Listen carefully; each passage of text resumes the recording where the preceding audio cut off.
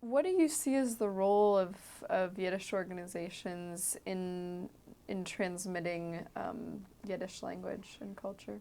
It's tough because it depends on the organization and they all define their roles very differently.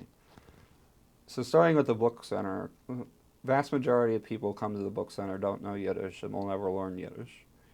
However, the primary mission of the organization was and largely remains maintaining collections of books in the Yiddish language and making them available. So on the one hand, most of the people visiting will never learn the language. On the other hand, really, there's a really strong need to get people to be able to learn the language to access the materials. However, there's no ideological drive at the book center to speak Yiddish. We really don't speak much Yiddish among each other.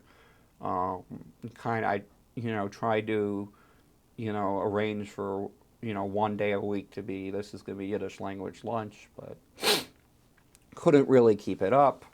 Um, so that's the complete opposite from Jungentruf, where, you know, we'll speak Yiddish even when it gets inconvenient. Like we're having a finance-related meeting in Yiddish, and it would be easier for everyone to just explain the tax status and stuff like that, or calculating numbers in English, but we don't because there's an ideological sense that every conversation in Yiddish is means the language is more alive.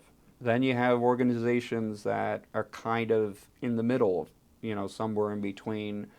And then you have organizations that want to give people a sense of Yiddish culture and the history of Yiddish-speaking people, but don't really do anything with the language. So you have the whole range.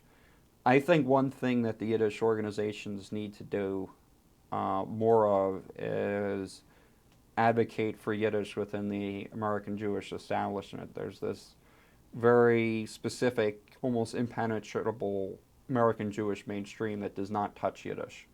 And it is decided 50 years ago they have no interest or time for it. And I think things have changed politically, generationally, culturally, for a whole variety of reasons that it could be brought back in, not by any means as a replacement for Hebrew or Zionism or anything else, but just as something else in the mix. I think that would do a lot of good in expanding the reach of the language.